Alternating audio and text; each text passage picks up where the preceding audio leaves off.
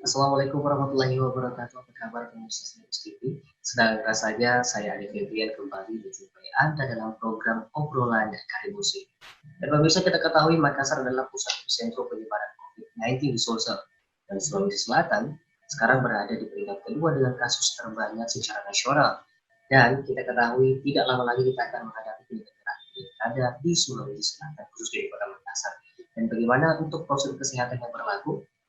Hal itu akan kita bahas bersama dengan Bapak Azri Yusuf, Bawaslu Sulsel, dan juga ada Bapak Gunawan Masar, KPU Makassar, dan juga ada Bapak Ali Cuksono selaku pengamat politik yang akan hadir bersama kita. Baik pemirsa, sekarang kita sudah terhubung dengan narasumber kita. Ini yang pertama ada Bapak Azri Yusuf selaku Bawaslu Sulsel, dan juga ada Bapak Arif Wicaksono selaku pengamat politik. Dan insya Allah kedepannya akan ada Bapak Gunawan Masar selaku KPU Makassar yang akan bergabung dengan kita. Langsung saja saya ingin ke Pak Azri Yusuf dulu selaku Bawaslu Sulsel. Ini kalau kita lihat Pak Azri, sekarang kan status masih pandemi virus COVID-19 nih, dan tidak lama lagi kita akan dipertemukan dengan penyelenggaraan pilkada. Nah, kira-kira penyelenggaraan pilkada di tengah pandemi ini, khususnya di Provinsi Sulawesi Selatan ini, ada gambaran tidak untuk kedepannya Pak Azri? Saya ingin menjelaskan begini, bahwa pemerintah KPU dengan DPR untuk menyelenggarakan pemilihan kepala daerah di tanggal 9 Desember itu adalah sesuatu hal yang sudah menjadi produk hukum, dan itu juga sudah menjadi produk politik dan sudah ditindaklanjuti menjadi sebuah keputusan-keputusan di lembaga penyelenggara pemilu. KPU juga sudah menetapkan peraturan KPU nomor 5 tahun 2020 untuk dijadikan patokan tahapan pelaksanaan pemilihan serentak yang hari H pemungutan suaranya tanggal 9 Desember 2020. Demikian pula dengan Bawaslu. Bawaslu hari ini sudah mempersiapkan segala sesuatunya, dan sama dengan yang dilakukan KPU, Bawaslu sudah kemudian mengaktifkan lembaga penyelenggara ad hoc. Nah, tidak ada, kami di penyelenggara pemilu tidak ada kemudian pilihan lain lagi untuk tidak menyelenggarakan ini di tanggal 9. Sepanjang itu kemudian tidak ada keputusan lagi atau kesepakatan atau penyebab-penyebab yang bisa dijadikan dasar untuk kemudian menunda penyelenggaraan yang sudah ditetapkan 9 Desember. Nah, oleh karenanya kami di Bawaslu memastikan bahwa seluruh tahapan terselenggara dengan baik. Di depan mata kita sudah menyelenggarakan, sudah mendesak untuk diselenggarakan pemutakhiran pemilih. Demikian pula dengan verifikasi faktual dukungan calon perseorangan di 2 kabupaten, yaitu di Kabupaten Maros dan di Kabupaten Kepulauan Selayar. Nah, prinsip kami bahwa standar pengawasan di masa normal harus menjadi standar pengawasan di masa COVID ini. Sekalipun dengan metode pengawasan dan penyelenggaraan itu yang harus dibenamkan ke dalamnya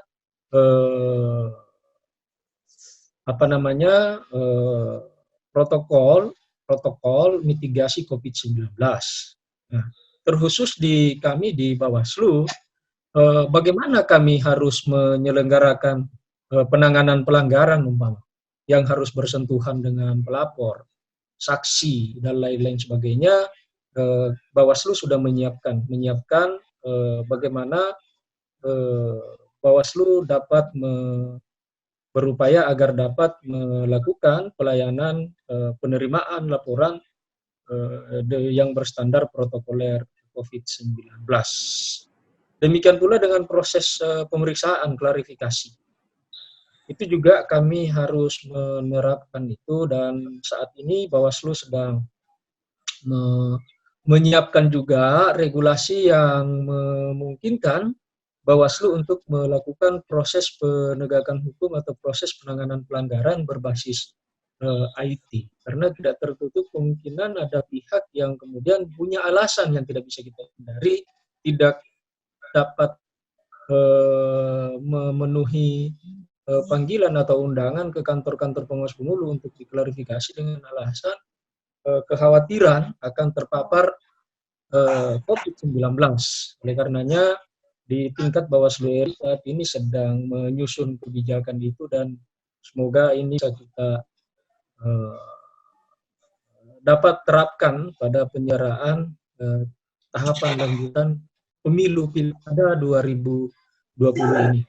Saya kira itu diantaranya kesiapan kami di Bawaslu ya. Demikian Pak. Baik, saya ke Pak Arief Wicaksono selaku pengamat politik. Bagaimana Pak Arief? Masih terhubung? Iya. Iya. Masih. Ya, baik, Pak Arief, kalau kita lihat tahun ini status pandemi ini masih saja berlangsung dan kita tidak tahu kapan berakhirnya, dan tidak lama lagi kita akan mendekati penyelenggaraan pilkada. Nah, untuk tanggapannya Pak Arief sendiri selaku pengamat politik, apakah status pandemi ini tentunya pasti mempengaruhi animo masyarakat untuk memilih? Tapi bagaimana menjaga euforia pilkada tahun ini, walaupun kita memang masih ditantang oleh status pandemi ini? Silakan Pak Arief. Ya, yang pertama sebetulnya itu tergantung dari leadership ya. Kalau leadershipnya bagus, euforia pilkada itu akan termanajemennya dengan baik saya kira. Dalam artian begini, masyarakat kan dari pemerintah pusat sudah menerima apalagi namanya prakondisi ya, yaitu tentang berlakunya new normal, kan? Ketika masyarakat sudah melakukan new normal ya berdasarkan informasi dari pemerintah pusat, maka tentu ini harus apalagi namanya dihadapi oleh penyelenggara dan juga otomatis pengawas. Kenapa? Karena bagi masyarakat tidak ada bedanya new normal dengan normal gitu. Nah, ini problem tersendiri juga saya kira dalam penyelenggaraan pilkada. Kenapa? Karena pada saat yang sama ya, protokol COVID ini masih harus diterapkan. Ini kan seperti bertentangan, gitu kan? Di satu sisi, leader kita di tingkat nasional mengatakan kita sudah memasuki tahap new normal, tapi di sisi lain pengetatan atau pelonggaran aturan di daerah justru belum bisa dilaksanakan. Seperti di Makassar misalnya. Ya. Adakah jaminan misalnya di Makassar tidak akan terjadi PSBB jilid 3, gitu kan? Ya. Dan kalaupun misalnya nanti PSBB jilid 3 akan terjadi, apakah ini nanti akan terus-menerus terjadi begitu ya? Hingga nanti di masa di hari H apa lagi namanya pilkada. Ini yang jadi tantangan sebetulnya, bukan hanya bagi masyarakat, tapi juga penyelenggara dan teman-teman penyelenggara dan teman-teman pengawas. Ya. Ini yang menurut saya harus harus diantisipasi, karena persiapannya saya kira untuk 9 Desember sangat berat, ya kan, sangat berat dan juga sangat mahal. Anggarannya ada enggak, cukup enggak gitu kan? Karena harus mengadakan lagi ya untuk KPU misalnya harus mengadakan lagi APD, penambahan jumlah TPS dan lain sebagainya kan? Nah itu dia. Jadi memang persoalan pilkada ini pelik sekali, dinamikanya sangat tinggi dan sekali lagi saya tekankan ini tergantung dari kepemimpinan nasional, dari leadership nasional. Kepemimpinan kita seperti apa? Ya. Gitu ya. Ya, baik Pak Azri, ini tadi kita sudah mendengar sama-sama penjelasan dari Pak Arief. Nah, kalau misalnya memang di luar dari Kota Makassar saja lah, untuk kabupaten-kabupaten yang ada di Sulawesi Selatan, kan pastinya ada berbeda-beda statusnya, ada memang zona hijau, zona merah atau seperti apa. Tentunya untuk penyelenggaraan pilkada nanti, apakah ada perbedaan antara kabupaten yang satu dengan yang lainnya, atau memang protokol yang atau prosedur yang disiapkan ini sama saja dengan kabupaten-kabupaten yang lain? Silakan Pak Azri. Iya, apa yang disampaikan oleh Pak Arif memang betul, karena ini kan status kedaruratan COVID-19 ini kan bervariasi di setiap daerah.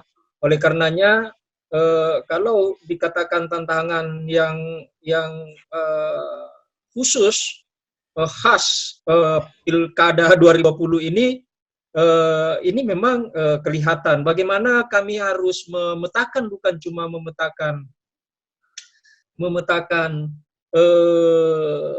potensi pelanggaran yang terjadi, yang notabene oleh beberapa pengamat dan kami juga sedang melakukan analisis dalam rangka penyusunan indeks kerawanan pemilu khusus di masa pandemi ini. Tapi kesulitan kami juga tentunya berbeda antara satu daerah dengan daerah yang lain, karena protokoler kebijakan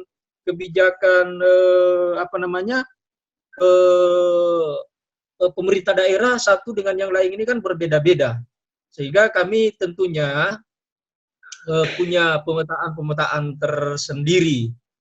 tersendiri ya, berkaitan dengan kelancaran pelaksanaan tahapan di daerah. Tentunya kami berbedalah cara kami mengelola wilayah zona hijau dengan wilayah zona yang merah, ya kan?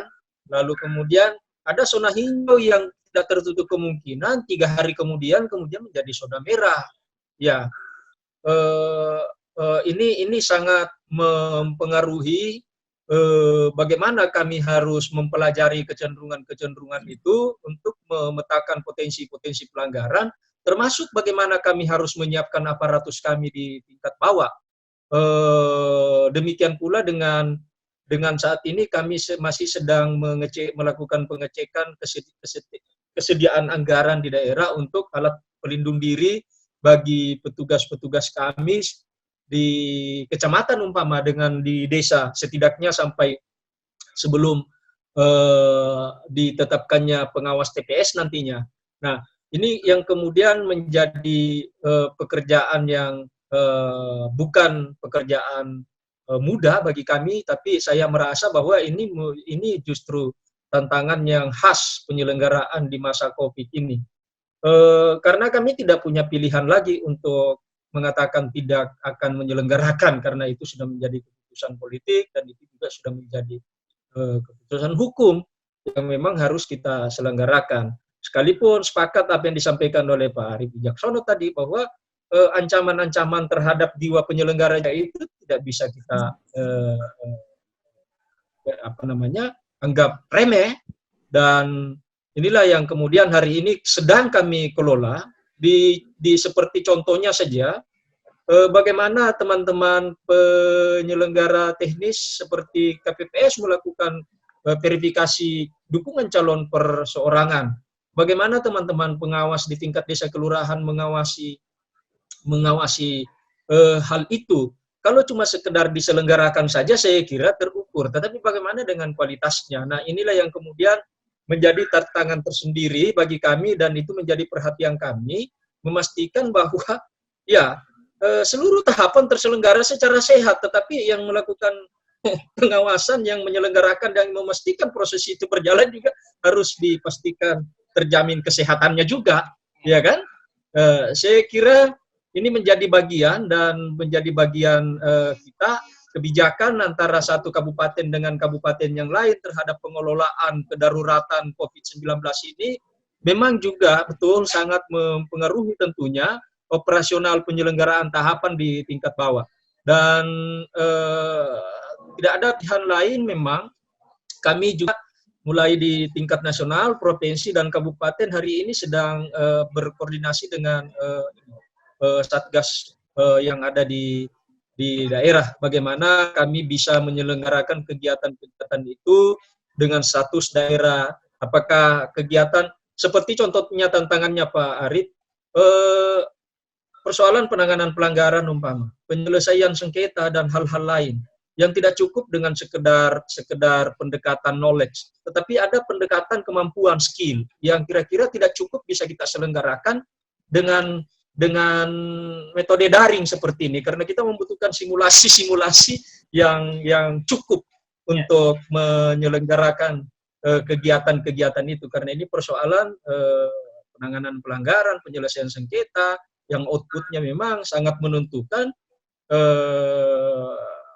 legitimasi proses yang kira-kira akan menentukan juga yang berpengaruh pada legitimasi hasil nantinya. Saya kira demikian. Ya, baik. Tadi sepertinya sempat terhubung Pak Gunawan Masar, tapi sempat terputus lagi. Ini kita kembali tunggu Pak Gunawan untuk bergabung. Saya ke Pak Arif kembali. Ini kalau kita lihat memang Kota Makassar, kemarin juga saya sempat berbincang dengan jubir penanganan COVID Bapak Ismail Jali. Dia masih belum bisa memastikan apakah nanti PSBB ini akan berlanjut atau tidak. Baik, ini kita kembali sudah terhubung dengan Pak Gunawan Masar. Saya ke Pak Gunawan dulu ya, Pak Arif ya. Ya, baik Pak Gunawan, ini kita sudah terhubung selaku KPU Makassar. Ya, halo, apa kabar Pak Gunawan? Alhamdulillah sehat. Ya, baik. Ini tadi kita sudah berbicara panjang dengan Pak Azki dari Bawaslu Sulsel, Pak Arif juga pengamat politik. Nah, ini Pak Gunawan Masar, KPU Makassar. Ini kalau kita lihat wilayah Kota Makassar ini zona merah. Dan tidak lama lagi kalau memang kurva COVID ini semakin meningkat ke depannya, otomatis tidak menutup kemungkinan PSBB jilid 3 akan berlanjut. Nah, jika hal itu terjadi dan pada saat mendekati penyelenggaraan pilkada nanti, kira-kira tanggapan Bapak sendiri seperti apa ini Kota Makassar dalam menghadapi penyelenggaraan pilkada? Seperti itu, Pak. Silakan. Iya, terima kasih. Saya kira tantangan kami memang setelah pandemi ini ada itu bertambah menjadi dua ya. Jika pertama itu lebih kepada bagaimana pelaksanaan pemilu itu bisa lancar dan pelaksanaan dengan baik. Kemudian kedua adalah bagaimana melaksanakan pemilihan serentak ini dengan tetap disiplin menjalankan protokol COVID yang ada. Nah ini saya kira kuncinya memang ada pada bagaimana penyelenggara betul-betul menjalankan protokoler dengan baik. Saya kira memang menjadi tantangan bagi kami penyelenggara khususnya di KPU Makassar untuk melaksanakan pemilihan ini di tengah-tengah pandemi tanpa mengabaikan semua protokoler kesehatan. Jadi tantangannya memang adalah selain melaksanakan pemilihan serentak juga bagaimana menjaga kesehatan kita bersama ya, menjaga keselamatan kita bersama. Saya kira itu, Bung. Baik, Pak Gunawan, untuk tahap-tahapnya sendiri untuk mendekati penyelenggaraan pilkada nanti, apakah akan ada edukasi terlebih dahulu kepada masyarakat sehingga memang masyarakat ini bisa lebih. Halo. Satunya misalnya dalam melakukan sosialisasi. Sebelum pandemi kita banyak melakukan sosialisasi di sekolah-sekolah. Kemudian juga format sosialisasi di sekolah-sekolah itu kita ubah dengan lebih banyak melakukan sosialisasi melalui media sosial ataupun misalnya video-video tutorial dan sebagainya. Termasuk juga acara-acara yang punya potensi untuk berkumpulnya banyak massa, itu kita ubah. Saya kira itu, Bung. Baik. Jangan kemana-mana pemirsa, usai jeda kami akan lanjutkan perbincangan kita, tetaplah bersama kami.